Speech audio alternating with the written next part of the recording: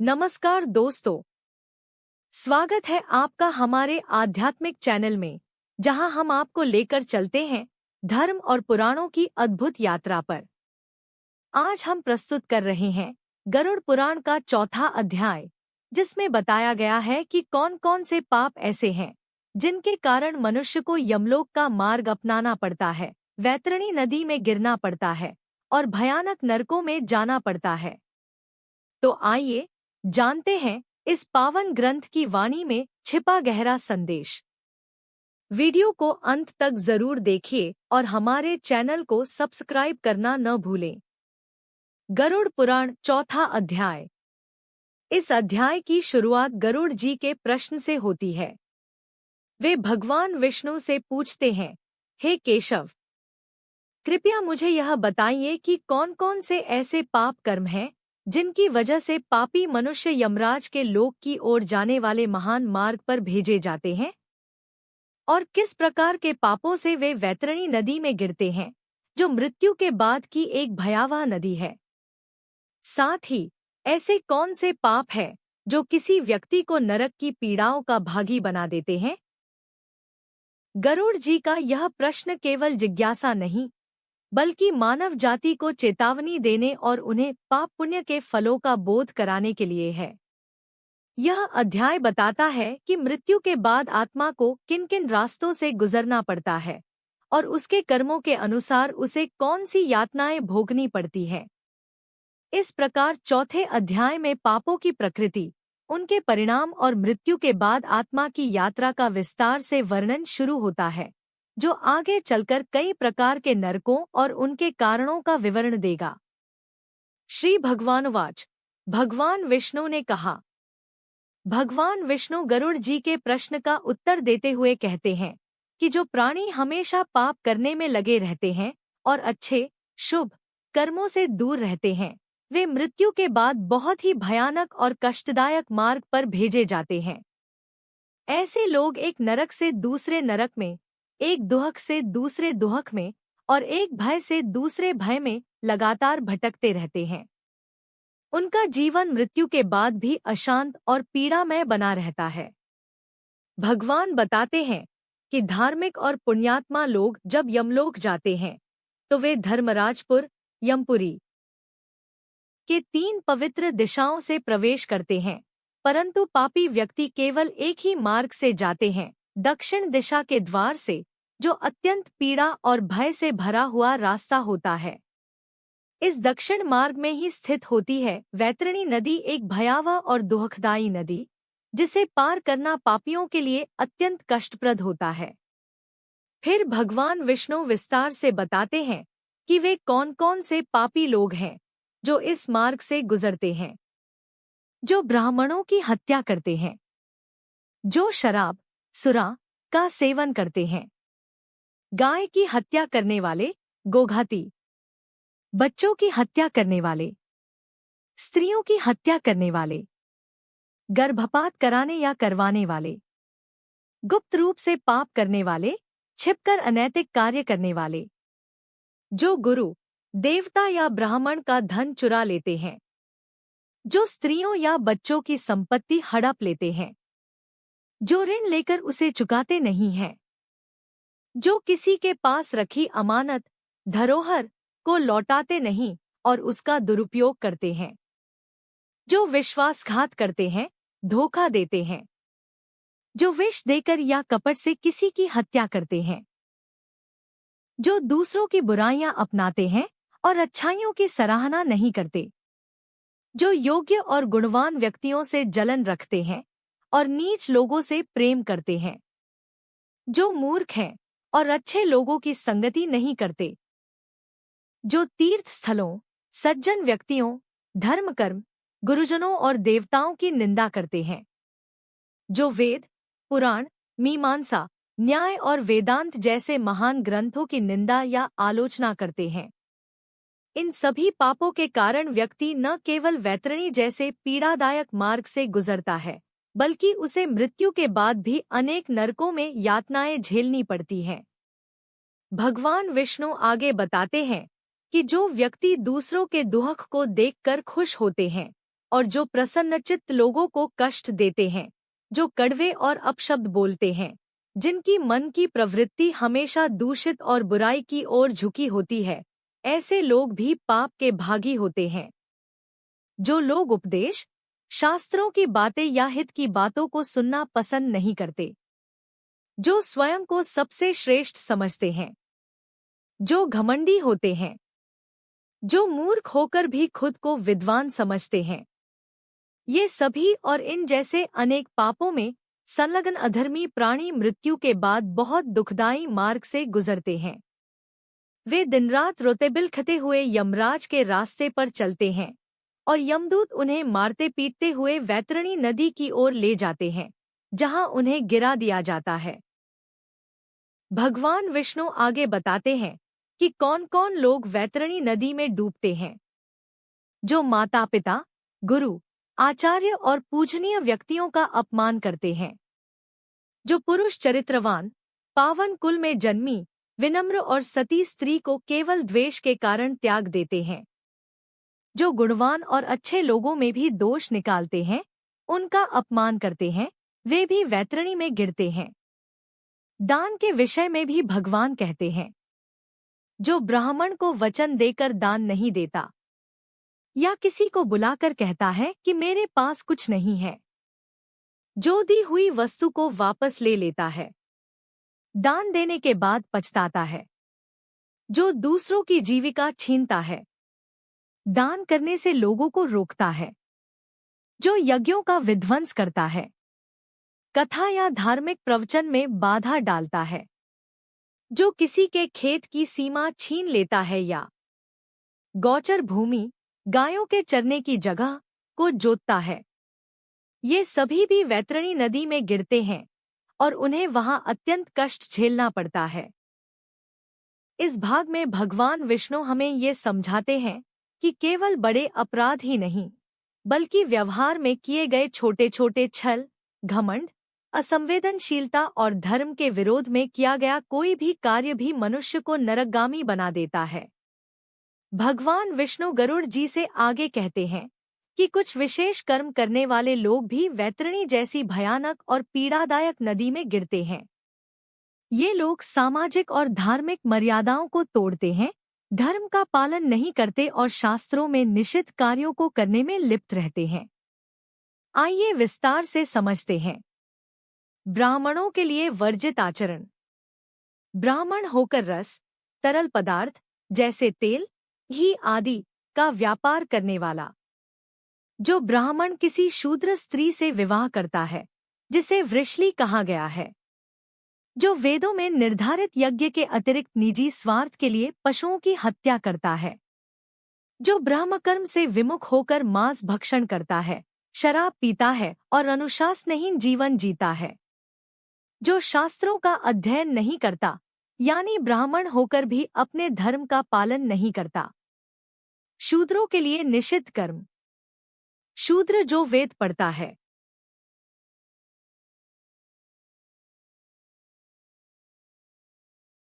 कपिला गाय का दूध पीता है, यज्ञोपवीत, जनेऊ पहनता है या ब्राह्मणी से संबंध बनाता है। शूद्र जो ब्राह्मण स्त्री का पति बनता है, ये सभी धर्म विरोधी कर्म हैं।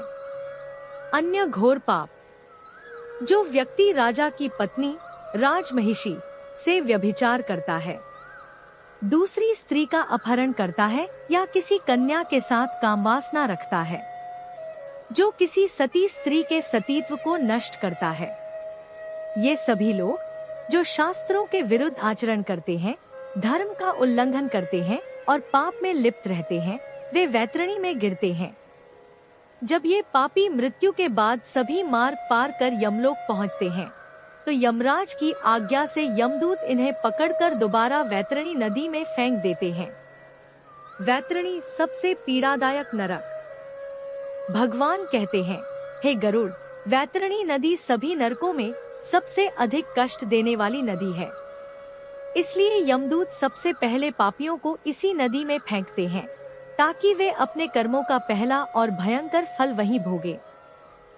वैतरणी से जुड़ी एक विशेष धार्मिक परंपरा, जिसने जीवन में काली, कृष्णा, गाय का दान नहीं किया, या मृत्यु के बाद उसके परिवारजनों ने उसके नाम से गोदान नहीं किया, जिसकी मृत्यु के बाद उचित अंतिम संस्कार और वैदिक क्रिया नहीं की गई।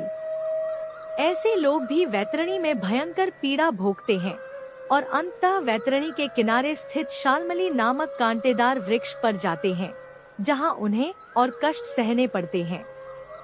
अतिरिक्त पापों की सूची: झूठी गवाही देना, धर्म का दिखावा करना लेकिन आचरण से अधार्मिक होना, छलकपट से धन अर्जित करना, चोरी से जीवन यापन करना, अनावश्यक रूप से पेड़ों को काटना, वन और बाग बगीचों को नष्ट करना, व्रत और तीर्थ यात्रा जैसी पुण्य गतिविधियों का त्याग करना, विधवा स्त्री के शील चरित्र को नष्ट करना।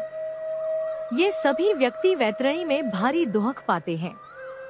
भगवान विष्णु इस भाग में आगे पापों की और भी गंभीर श्रेणियों का वर्णन करते हैं और बताते हैं कि कैसे इन पापों के कारण प्राणी को मृत्यु के बाद अत्यंत दुखदायी नरकों का अनुभव करना पड़ता है।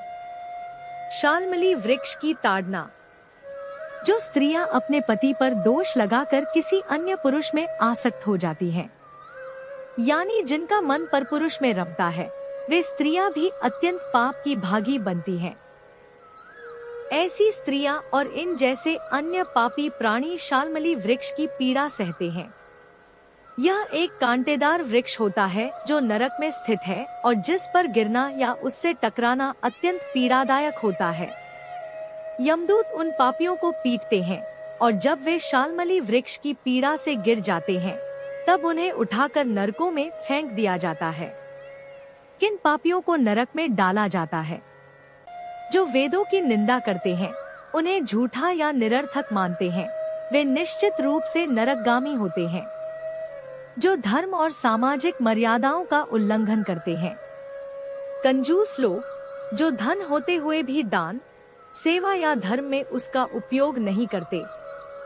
जो भोगविलास में डूबे रहते हैं। घमंडी और दंभी लोग। कृतघ्न, यानी जिन्होंने किसी का उपकार पाया हो फिर भी उसे भूलकर उसके साथ धोखा किया हो, ये सभी नरकों में गिरते हैं। जो पवित्र स्थानों को नष्ट करते हैं। जो लोग कुओं, तालाबों, बावलियों, मंदिरों, देवालयों और धर्मशालाओं या सार्वजनिक उपयोग की जगहों को नष्ट करते हैं, वे भी पाप के भारी भागी बनते हैं और निश्चित रूप से नरक में जाते हैं। अद्वितीय पाप पूजा और आदर की उपेक्षा। जो लोग भोजन करने से पहले देवताओं, पितरों, पूर्वजों की पूजा नहीं करते, स्त्रियों, बच्चों, सेवकों और माननीय लोगों को भोजन से वंचित कर स्वयं खाते हैं, ये लोग भी अधर्मी कहलाते हैं और नरकगामी होते हैं। मार्ग रोकने वाले पापी। जो लोग जानबूझकर रास्तों को कीलों, लकड़ियों, पत्थरों या कांटों से रोकते हैं, जैसे कि दूसरों की सुविधा और चलने के मार्ग को बाधित करते हैं, ये भी छोटे पाप नहीं माने जाते। ऐसे लोग भी यमलोक में दंडित होते हैं और नरक का अनुभव करते हैं। इस भाग में भगवान विष्णु गरुड़ जी से आगे बताते हैं कि कुछ ऐसे भी पाप होते हैं जो व्यक्ति के आचरण, भावनाओं और सामाजिक उत्तरदायित्वों से जुड़े होते हैं। इन पापों के कारण व्यक्ति को न केवल अधोगति मिलती है, बल्कि उसे अनेक प्रकार के नरकों का कष्ट भी भोगना पड़ता है। ईश्वर एवं सद्गुरु की उपेक्षा। जो मंदबुद्धि मनुष्य भगवान शिव, माँ शक्ति, भगवान विष्णु, नारायण, सूर्य देव, श्री गणेश, सद्गुरु और सच्चे विद्वानों की पूजा नहीं करते, वे पाप के भागी होते हैं और निश्चित रूप से नरक में जाते हैं। ब्राह्मण के लिए निषिद्ध कर्म। यदि कोई ब्राह्मण दासी के साथ शारीरिक संबंध बनाता है और उसे अपनी शैया पर रखता है, तो वह अधोगति को प्राप्त होता है। यदि वह शूद्र स्त्री से संतान उत्पन्न करता है, तो वह ब्राह्मणत्व से गिर जाता है और फिर वह ब्राह्मण कभी पूजनीय नहीं रहता। जो मूर्ख ऐसे पतित ब्राह्मण की पूजा करते हैं, वे भी नरक में जाते हैं। कला और हिंसा में आनंद लेने वाले। जो लोग ब्राह्मणों के बीच झगड़ा या गायों की लड़ाई को देखकर आनंदित होते हैं या उसे रोकते नहीं बल्कि उल्टा समर्थन करते हैं या उकसाते हैं, वे भी निश्चित रूप से नरकगामी होते हैं। पतिव्रता स्त्री का अपमान। वह पुरुष जो अपनी पतिव्रता पत्नी, जो किसी और की शरण में नहीं है, के ऋतुकाल मासिक धर्म में द्वेषपूर्वक उसकी उपेक्षा करता है, वह भी पापी है और नरक जाता है। अनुचित समय में स्त्री संग। जो काम में अंधे पुरुष रजस्वला स्त्री के साथ संबंध बनाते हैं या अमावस्या, पूर्णिमा, श्राद्ध दिन के समय, पानी में या पर्व के दिनों में स्त्री संग करते हैं, वे भी निश्चय ही नरक का मार्ग अपनाते हैं। सार्वजनिक स्थानों की अशुद्धि। जो व्यक्ति अपने शारीरिक मलमूत्र को अग्नि, जल, उद्यान, सड़क या गौशाला जैसी पवित्र जगहों पर फेंकते हैं, वे भी नरक के भागी बनते हैं। हिंसा से संबंधित व्यवसाय। जो लोग हथियार, बाण, धनुष आदि बनाते या बेचते हैं। चमड़ा बेचने वाले वैश्य। जो स्त्रियां स्त्री अंग जैसे केश आदि का विक्रय करती हैं और जो लोग विष का व्यापार करते हैं, वे सभी नरक में जाते हैं। करुणा और न्याय की उपेक्षा। जो लोग अनाथों पर दया नहीं करते, सज्जनों से द्वेष रखते हैं या निर्दोष व्यक्ति को दंड देते हैं, वे भी नरकगामी होते हैं। भोजन देने से इनकार करने वाले। जब भिक्षुक या ब्राह्मण किसी के घर आशा लेकर आते हैं और घर में भोजन होते हुए भी उन्हें भोजन नहीं दिया जाता, तो ऐसा करने वाला व्यक्ति भी निश्चय ही पापी है और नरक को प्राप्त होता है। करुणा और संयमहीनता। जो लोग सभी प्राणियों पर विश्वास नहीं करते, उन पर दया नहीं करते और कुटिलता से व्यवहार करते हैं, वे भी नरक में गिरते हैं। नियमों को त्यागने वाले। जो व्यक्ति संयम और नियमों को स्वीकार करते हैं फिर बाद में उन्हें छोड़ देते हैं, वे भी अधर्म के मार्ग पर जाते हैं और नरक प्राप्त करते हैं। इस श्लोक या वाक्य का भावार्थ कुछ इस प्रकार है। जो व्यक्ति ऐसे गुरु को नहीं मानता या आदर नहीं करता जो उसे आध्यात्मिक ज्ञान, अध्यात्म विद्या प्रदान करता है, यानी जो उसे आत्मा, परमात्मा, धर्म और मोक्ष का मार्ग दिखाता है, वह पाप का भागी होता है और नरक में जाता है। ऐसे ही जो व्यक्ति पुराणों का पाठ करने वाले विद्वान, पुराण वक्ता को नहीं मानता या उनका अनादर करता है, वह भी उसी प्रकार नरक का अधिकारी बनता है। इसके आगे कहा गया है कि जो व्यक्ति विवाह जैसे पवित्र संस्कार को तोड़ने का प्रयास करता है, जैसे किसी का विवाह तुड़वाना, किसी के वैवाहिक जीवन में बाधा डालना, वह भी पाप करता है। जो लोग देव यात्रा जैसे भगवान की यात्रा, उत्सव या कोई धार्मिक जुलूस में बाधा डालते हैं और जो तीर्थ यात्रा करने वाले भक्तों को लूटते हैं या उनका शोषण करते हैं, ऐसे लोग घोर नरक में जाते हैं। इतना ही नहीं, उन्हें उस नरक से दोबारा जन्म लेने का या सुधार का कोई अवसर नहीं मिलता। वे वहां बहुत ही कष्टदायक स्थिति में रहते हैं। यह एक चेतावनी है कि धर्म, अध्यात्म और धार्मिक कार्यों में विघ्न डालने वाले व्यक्ति को बहुत कठोर दंड मिलता है। जो महापापी घर, गांव तथा जंगल में आग लगाता है, यमदूत उसे ले जाकर अग्निकुंडों में पकाते हैं। इस अग्नि में जले हुए अंगवाला वह पापी जब छाया की याचना करता है तो यमदूत उसे असिपत्र नामक वन में ले जाते हैं, जहां तलवार के समान तीक्ष्ण पत्तों से उसके अंग जब कट जाते हैं, तब यमदूत उससे कहते हैं, रे पापी, शीतल छाया में सुख की नींद सो। जब वह प्यास से व्याकुल होकर जल पीने की इच्छा से पानी मांगता है तो दूतों के द्वारा उसे खौलता हुआ तेल पीने के लिए दिया जाता है। पानी पियो और अन्न खाओ, सा उस समय उनके द्वारा कहा जाता है। उस अति उष्ण तेल के पीते ही उनकी आंतें जल जाती हैं और वे गिर पड़ते हैं। किसी प्रकार पुन उठकर अत्यंत दीन की भांति प्रलाप करते हैं। विवश होकर ऊर्ध्व श्वास लेते हुए वे कुछ कहने में भी समर्थ नहीं होते। हे तार्क्ष, गरुड़ जी, आपको पहले पाप करने वालों की अनेक प्रकार की नरक में दी जाने वाली यातनाओं के बारे में बताया गया, लेकिन ऐसी यातनाएं इतनी अधिक और भयंकर हैं कि उन्हें पूरी तरह विस्तार से कहना भी संभव नहीं है। वैसे भी इन सब का वर्णन शास्त्रों में पहले से ही किया गया है, इसलिए उन्हें विस्तार से बताने की कोई विशेष आवश्यकता नहीं है। इन यातनाओं को भोगने वाले हजारों नर और नारी हैं, जो घोर पाप के कारण भयंकर नरकों में प्रलयकाल तक पकते रहते हैं, यानी उन्हें बहुत लंबा समय इन पीड़ाओं में बिताना पड़ता है। जब वे अपने पाप का पूरा फल भोग लेते हैं, तब भी उनकी मुक्ति नहीं होती। उन्हें फिर से जन्म लेना पड़ता है, लेकिन यह जन्म मानव योनि में नहीं होता। यमराज की आज्ञा से वे फिर से पृथ्वी पर लौटते हैं, लेकिन उन्हें स्थावर योनियां प्राप्त होती हैं। स्थावर यानी जो हिलडुल नहीं सकते, जैसे वृक्ष, पेड़, गुल्म, झाड़ियां, लतावल्ली, बेल, गिरी, पर्वत, तृण, घास आदि। ये सभी योनियां मोह, अज्ञान और अचेतना से ढकी हुई होती है। वहां आत्मा को किसी प्रकार का विवेक या चेतना नहीं होती।